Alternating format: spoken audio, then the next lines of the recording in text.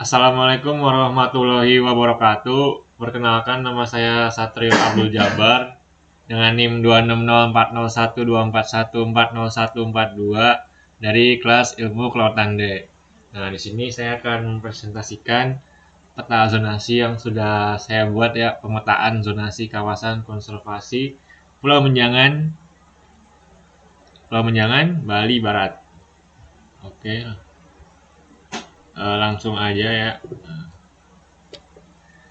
Nah, ini yang pertama ada pendahuluan di mana Pulau Menjangan itu merupakan bagian dari Taman Nasional Bali Barat dan dikenal memiliki ekosistem terumbu karang yang bernilai ekologis yang tinggi. Kawasan ini menjadi destinasi wisata bahari yang penting dengan aktivitas snorkeling, diving, dan wisata religi yang terus berkembang. Nah, di mana peningkatan aktivitas pemanfaatan ruangnya yang berpotensi menimbulkan tekanan terhadap ekosistem dan konflik antar pemanfaatan kawasan. Nah, zonasi ini diperlukan untuk mengatur fungsi dan pemanfaatan ruang sehingga konservasi dan kegiatan wisata dapat berjalan secara seimbang. Nah, pemetaan zonasi ini menjadi dasar dalam mendukung pengelolaan kawasan konservasi yang efektif dan berkelanjutan. Oke, ini ada hasil peta zonasi yang saya buat di wilayah kajian di Pulau Menjangan ya, di mana ini ada peta zonasi Pulau Menjangan, yang dimana ini ada titik Bali, zona khusus, zona pemanfaatan, dan zona inti yang terbagi menjadi beberapa zona sesuai dengan wilayahnya. Nah, ini juga ada pembagian luas zona Pulau Menjangan Bali Barat yang dimana tiga kategori zona inti 87,5, zona khusus 26,25, zona pemanfaatan 61,25, yang dimana total luas wilayah HA dari tiga zonasi ini adalah 175. Nah, lalu ada analisis zonasi kawasan. Nah, di mana tiga kategori zona ini memiliki karakteristika masing-masing. Nah, di mana yang pertama zona inti ini memiliki tingkat perlindungan yang tertinggi, di mana aktivitas manusia ini sangat dibatasi, sehingga dimanfaatkan untuk melindungi ekosistem terumbu karang, habitat biota laut, dan menjaga keanekaragaman hayati. Lalu ada zona khusus yang dimana dimanfaatkan secara terbatas untuk kegiatan wisata dan rekreasi. Lalu ada pemanfaatannya untuk mendukung aktivitas snorkeling, diving, ekowisata, dan berbasis konservasi. Lalu ada zona pemanfaatan yang dengan karakteristiknya yang diperuntukkan bagi kebutuhan tertentu sesuai dengan pengelolaan konservasinya. Lalu di mana dimanfaatkannya untuk mendukung kegiatan pengelolaan, monitoring, penelitian, dan konservasi kawasan.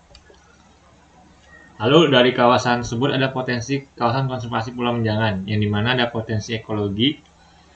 Pulau Menjangan ini memiliki ekosistem terumbu karang yang masih terjaga dan berperan penting sebagai menjaga keseimbangan ekosistem laut, di mana potensi keanekaragaman hayati juga memiliki berbagai jenis ikan karang, biota laut yang mendukung tingginya keanekaragaman hayati. Lalu ada potensi pariwisata, keindahan bawah laut Pulau Menjangan yang menjadikannya salah satu destinasi unggulan untuk kegiatan snorkeling dan diving. Lalu ada potensi dari pendidikan dan penelitian untuk sebagai lokasi penelitian dan edukasi konservasi laut.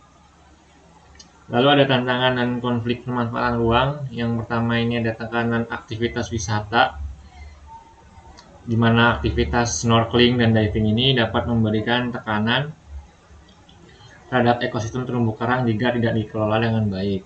Nah, lalu ada resiko dari pencemarannya itu sendiri yang menghasilkan sampah dan limbah yang dapat menurunkan kualitas lingkungan perairan. Lalu ada konflik pemanfaatan ruang yang dimana pemanfaatan kawasan ini di Pulau Menjangan yang tidak sesuai dengan fungsi zonasinya dapat menimbulkan antara tumpang tindih kepentingan, yaitu antara konservasi dan wisata.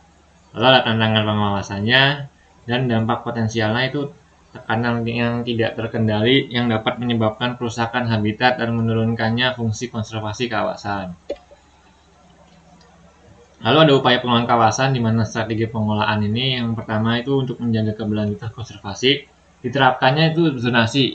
Nah, dengan tujuan untuk mengatur pemanfaatan ruang sesuai fungsi kawasannya yang terbagi menjadi tiga yang tadi, zona inti, pemanfaatan, dan Lalu ada pengawasan kawasan, yaitu di mana tujuannya untuk mencegah pelanggaran dan aktivitas yang tidak sesuai zonasi.